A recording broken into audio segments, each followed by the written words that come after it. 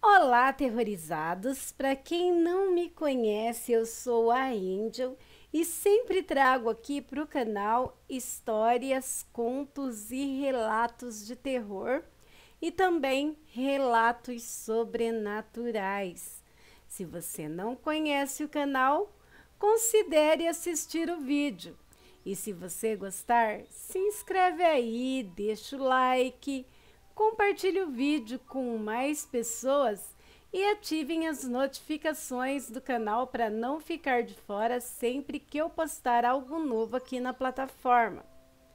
E se você não gostar, compartilhe com seus inimigos e se vingue deles. Hoje estou dando início a um novo projeto aqui do canal. Juntos faremos a leitura do livro Os Quatro Guardiões. Livro 1, O Oráculo.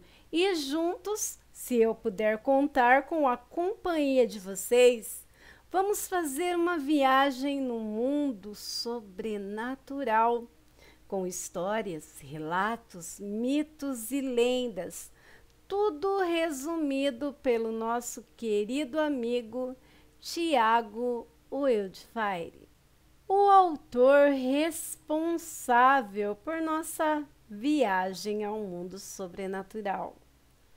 Prólogo. O Templo da Lua sempre esteve ali. As grandes mudanças vieram através das guerras, as pestes, a fome, que assolaram o mundo, mas não entraram lá. O Templo da Lua era um mistério envolto em silêncio e lendas, erguendo-se como uma visão distante sobre águas implacáveis do Atlântico. Ao longe, em meio ao vasto oceano, ele parecia desafiar o tempo e as tempestades. Sua localização oculta por séculos era uma ilha de formato peculiar, lembrando uma meia-lua, isolada e distante.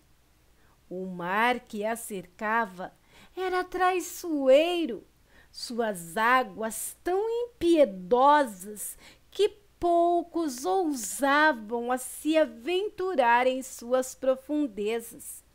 Somente aqueles que seguiam o caminho marcado por rochedos imponentes e o famoso rochedo da donzela voltado para o sol nascente poderiam encontrar o templo e retornar sem jamais se perder nas águas traiçoeiras. A ilha, a parte de um arquipélago com outros 8 pequenos ilhéus, se erguia como um santíssimo relicário da natureza e da história. Ao longe, sua silhueta era inconfundível e, ao se aproximar, o templo revelava-se imponente, uma edificação de proporções grandiosas, com os seus 50 metros de altura e uma arquitetura singular que desafiava todas as lógicas e estilos conhecidos. Os enormes blocos de um minério místico de tonalidade que mudava com a dança da luz, davam à construção uma aura de soberania. De dia, sua aparência era de uma torre escura, quase ameaçadora, mas à noite, iluminada pela lua, sua estrutura parecia resplandecer, revelando uma beleza etérea, quase sobrenatural. Quando o sol surgia no horizonte e tingia-o de prata, e no crepúsculo ele brilhava como ouro, enquanto as sombras se alongavam com a majestade de um rei adormecido. O que mais mais chamava a atenção, no entanto, era a incomum conservação de sua forma. Nenhuma rachadura, nenhum vestígio de corrosão ou desgastes do tempo. A maresia que corroía até as mais poderosas fortificações parecia ter ignorado aquele lugar, como se o próprio templo fosse feito de algo mais sólido do que pedra. Suas paredes se erguiam impecáveis e intocadas em uma resistência enigmática ao passar das eras. A fachada da edificação era adornada com um emblema de poder e mistério. Uma meia lua de ouro cintilante repousando sobre um disco de cristal azul índigo, que refletia a luz do sol de maneira quase sobrenatural. As janelas, dispostas com uma simetria precisa, estavam enfeitadas com vitrais coloridos, cujas imagens retratavam batalhas titânicas entre guerreiros imortais e criaturas míticas, seres de poder ancestral, cujas forças se igualavam à dos próprios deuses e monstros das lendas perdidas. Cada vitral parecia conter um universo em si, um fragmento de um tempo longínquo, onde heróis e monstros travavam guerras épicas sob os olhares atentos das estrelas. Ao redor da edificação, 4 torres solares se erguiam como sentinelas do céu, projetando raios de luz dourada que penetravam nas sombras do templo, iluminando com um brilho etéreo as figuras intrincadas nas janelas, como se o próprio templo estivesse vivo, pulsando com o poder de eras esquecidas. Ao se aproximar da entrada, o visitante se depararia com uma escadaria de mármore que conduzia até as portas massivas feitas de carvalho antigo e reforçadas por robustos elementos de ferro. Em suas paredes, pedras preciosas, como jade, ônix e lápis lazuli, estavam incrustadas com uma perfeição que parecia sobrenatural. As aldravas moldadas na forma de cabeças de leão, cujos olhos eram feitos de rubis, observavam cada visitante com um olhar implacável, como se julgassem se eram dignos de atravessar os portões.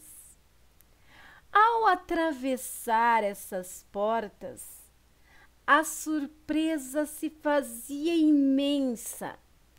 Em vez de encontrar o ambiente sombrio e opressor que normalmente caracterizava antigos templos, o Templo da Lua revelava um ambiente de serenidade e acolhimento. A temperatura era agradável e fresca, e a luz que fluía da grande clarabóia no teto, feita do mesmo cristal azul índigo que adornava a fachada, espalhava-se sobre o chão, um caleidoscópio de cores vibrantes. Os raios solares criavam prismas de luz dançante que se refletiam nas paredes, conferindo ao local uma sensação de magia sutil, quase mística. Ao redor das paredes, textos em uma língua ancestral estavam escritos, cujos símbolos eram uma fusão entre runas arcanas e hieroglifos de origem desconhecida. Suas mensagens, com imagens de astros, guerreiros e animais exóticos, estavam além do entendimento dos poucos que se aventuravam por ali. Era como se aquelas palavras secretas guardassem um conhecimento perdido, preservando nas linhas do tempo, que jamais seria decifrado. O chão era de mármore branco, interrompido por 4 lajes de cobalto, dispostas nos pontos cardeais.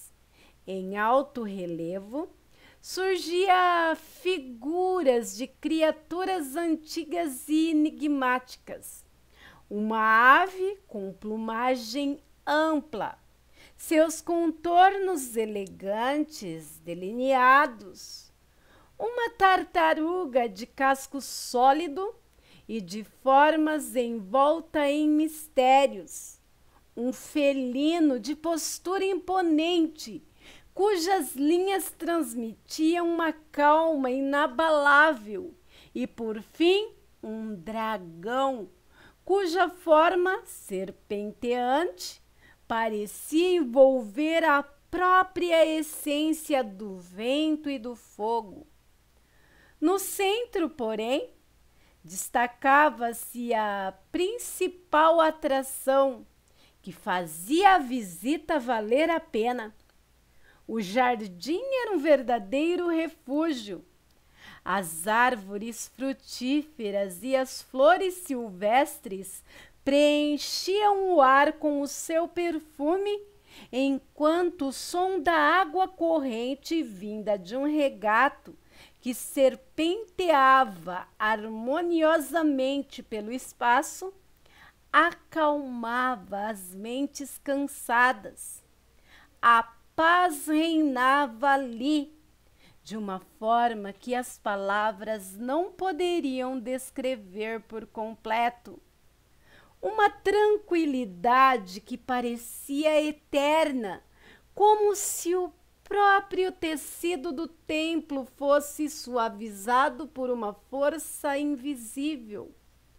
Qualquer um que se aproximasse poderia com facilidade se deixar envolver pela serenidade do ambiente e adormecer à sombra das árvores, embalado pelo som do regato e pela brisa suave.